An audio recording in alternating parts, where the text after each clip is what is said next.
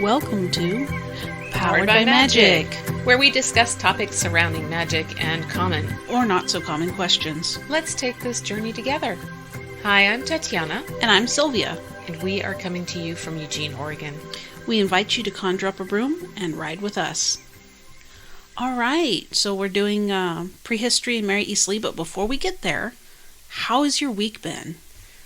My week has been pretty good. I managed to get a little cleaning done. Always excited about that. Nice. You know, motivation. Mm-hmm. I started pet sitting, so that is a bit difficult. My sleep becomes quite erratic and disrupted. I also started working on my book. As you know, I do these photo books of my pets and all of that. So I started working on a photo book for my kitty cat who passed away in December. And it's taken me quite a while to kind of work up to getting to that point. But I have started that. Oh. So that is really what I've been up to. Okay. Pretty concise. What about you? Let's see. So this week has been pretty quiet, but on Thursday I went to a friend's place and we had dinner and we decided that we were going to do a D&D night. Just me and two other people. So the one person will DM and then the other person and me will be players, and we'll do this on Wednesday nights. And I have no idea what she's going to do. That's exciting. Yeah, I'm excited for it. It'll be something that I'm not DMing, which I DM on Tuesdays, or actually technically GM because DM's for Dungeons and Dragons. But I GM on Tuesdays for my own game. But other than that, not much has happened. I mean, I talked to my counselor, that went great, so on and so forth. Okay. It's been a good week. I always like hearing that. Well, let's dig right on in. Okay. Sylvia, would you start us off? Yeah, Mesopotamian Magic. So ancient Mesopotamia was a place of ancient culture. They developed domestication, animal herding, and agriculture somewhere around 8000 BC. The civilization itself lasted from 3000 BC to almost 500 BC. On top of being a powerhouse of civilization, it was also a place of magic, witches, sorcerers, exorcists, and diviners. I think that's so cool. I know, right? There were many types, as you can see.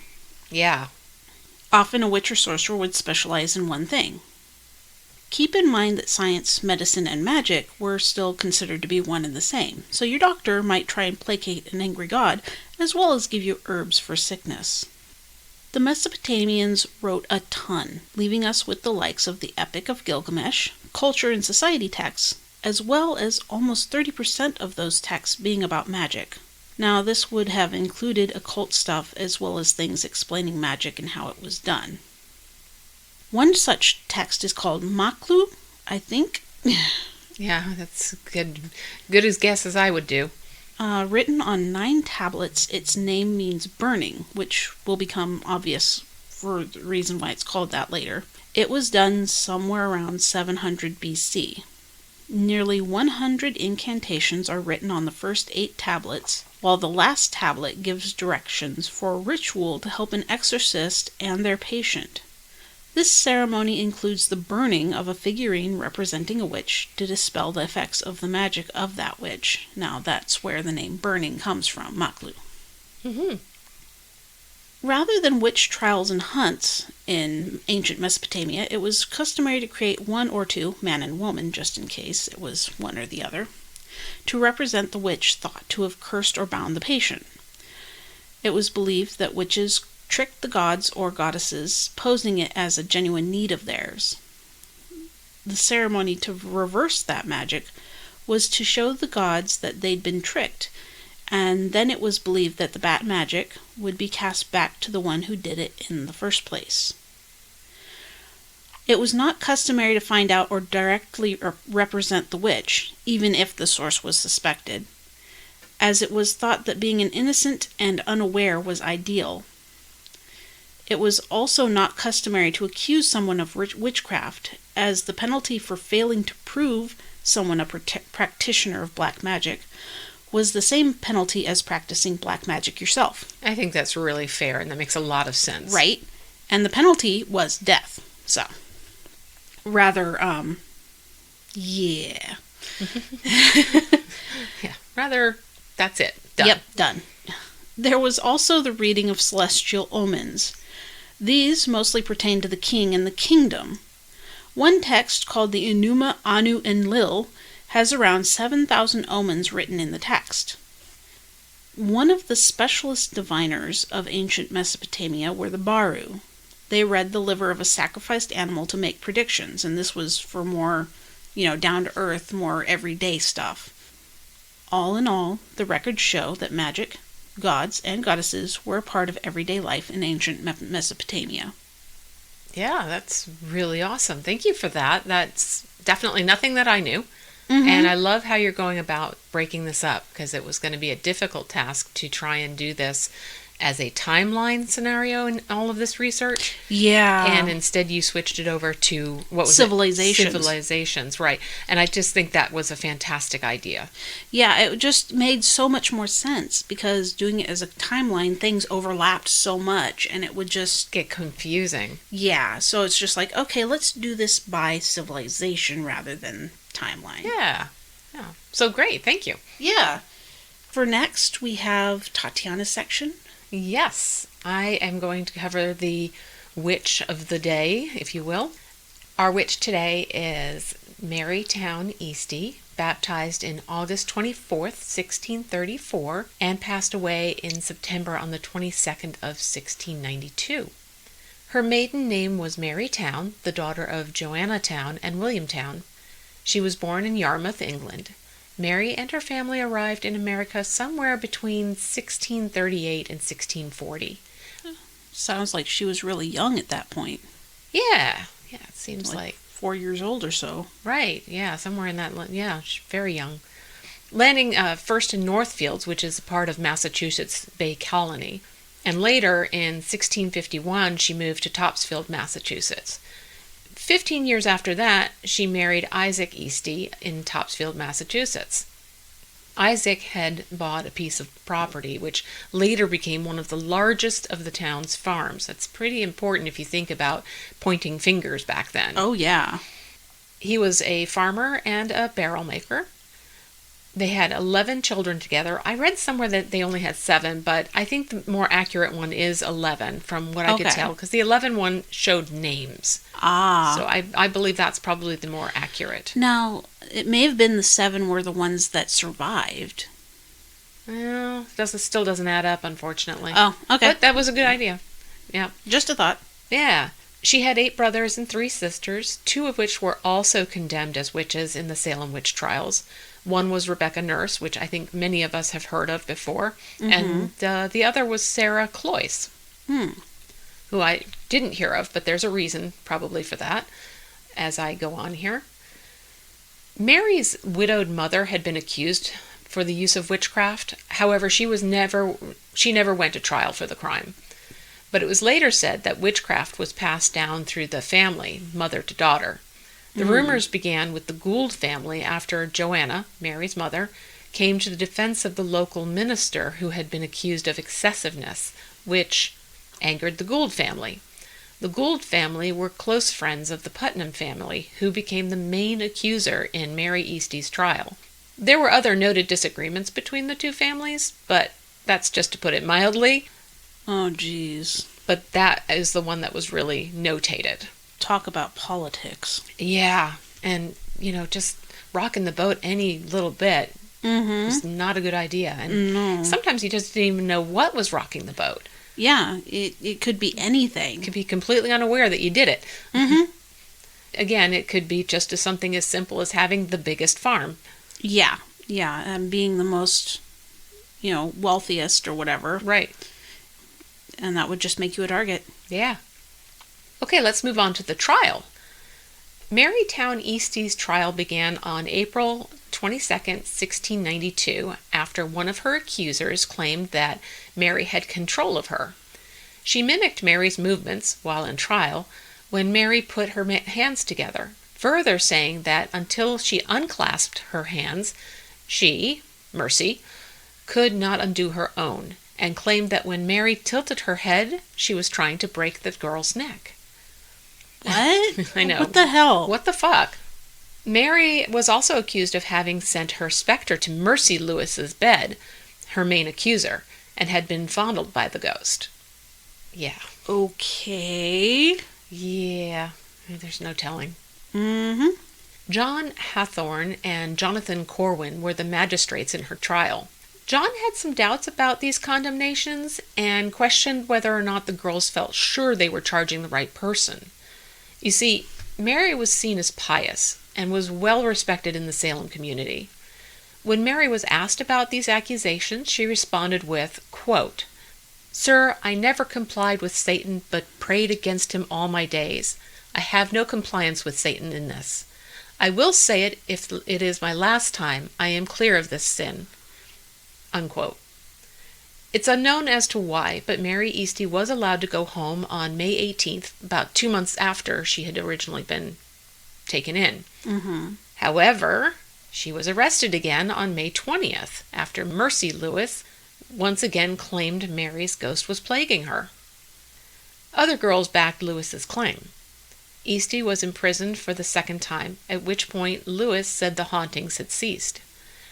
After being in chains for several months thereafter, she was hanged on September 22nd, 1692. Her final condemnation occurred on September 9th, 1692. Robert Califf, author of More Wonders of the Invisible World, remarked that Mary Easty's final words were, quote, "as serious, religious, distinct, and affectionate as could be expressed, drawing tears from the eyes of almost all present." Unquote. Later, she and 7 others were dismissed from being the 8 firebrands from hell by Cotton Mather. Some of Mary's last words were that of wishing for the witch trials to come to an end. Her sister, Rebecca Nurse, also was hanged on July 19th, 1692, unlike Sarah Cloyce, who was later released in January of 1693. There wasn't any more information about that, but maybe the trials were winding down. I don't know. Maybe. I didn't check into that, actually. Ah. Califf also quoted Mary's document to the judge as saying, quote, "I petition your honors not for my own life, for I know I must die, and my appointed time is set. But the Lord, he knows it is, that no more innocent blood be shed. The Lord above, that is the searcher of all hearts, knows that I shall answer at the tribunal seat. I never knew the least thing of witchcraft." Unquote. Later in November, I'm sorry? Sorry, I was going to say so many innocent people died. So many. I mean, yeah, they were all innocent. It just, yeah. Yeah. Later in November, Mary Herrick, not one of any of the people who testified or made accusations against her, said that she was visited by Mary's ghost, who said she was wrongfully hanged and was innocent of her charges. She spoke with Reverend John Hale about this matter. Herrick said she came to right the wrong on Mary's behalf. Marytown Easty's family received £20 in compensation for her wrongful death in 1711. You know, I don't know how to do it. I know there's another podcast, and probably many, who actually can figure out what £20 would translate into today's money. But that's what she received. Let me check. All right, well, I couldn't find anything really very quickly, so I'd probably have to really look into that. Yeah, I should have looked into it. I didn't think about it, actually. No worries. Okay, well, that wraps up my section about Marytown Easty.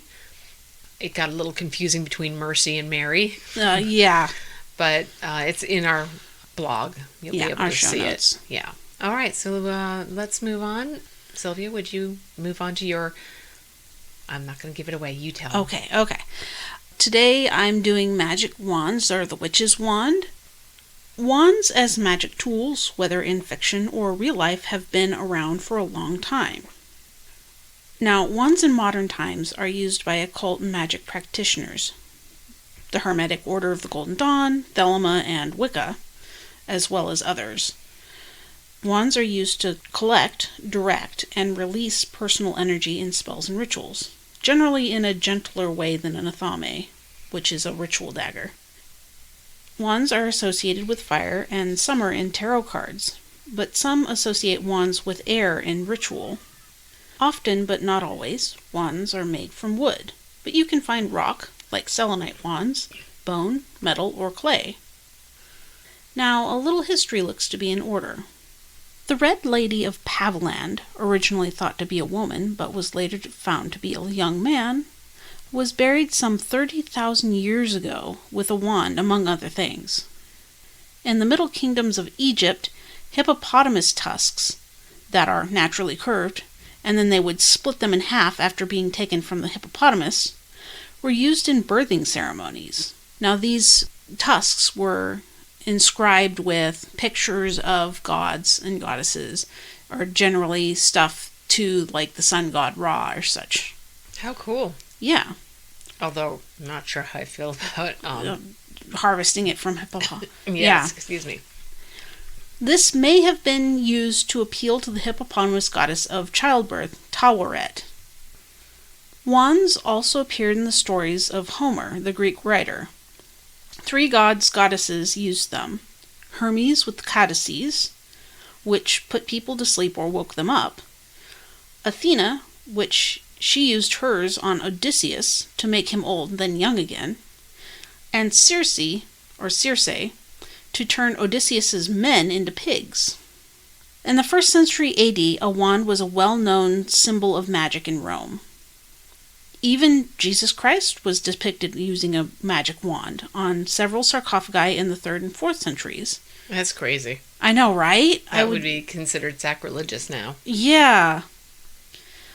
Wands were brought into everyday magic via the Latin grimoire, the oath-bound Book of Honorius, during the 13th century. Later in the 16th century, wands were used in the Key of Solomon, which was very popular with occultists for a long time. The mid-1800s saw the writing of Philosophy Occult by Eliphas Levi, which inspired the founders of the Hermetic Order of the Golden Dawn to use the wand as one of their main tools in ritual.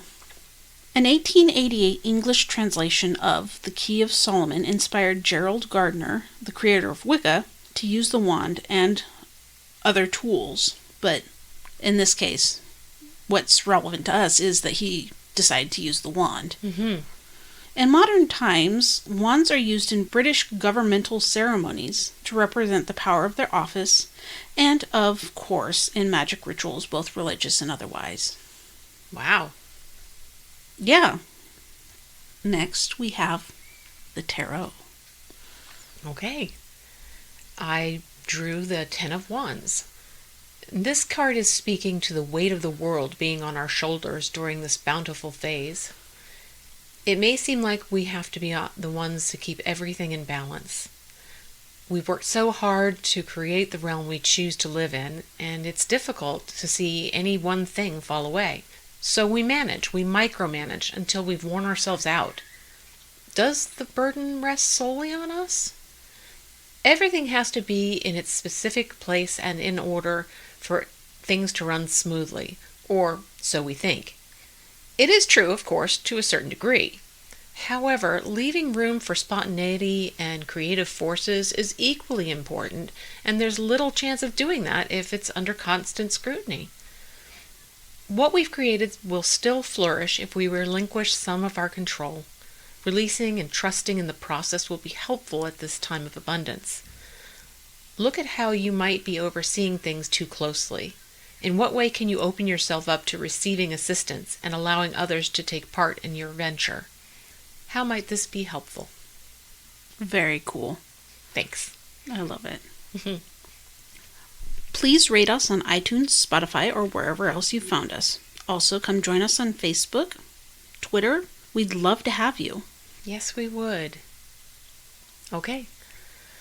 That's it for today, so... Yeah, thank you so much. Yeah. I'm Tatiana, saying goodbye for now. And I'm Sylvia saying so long, and thank you for writing with us. This has been Powered by Magic. Love you guys. Thank you so much. Bye.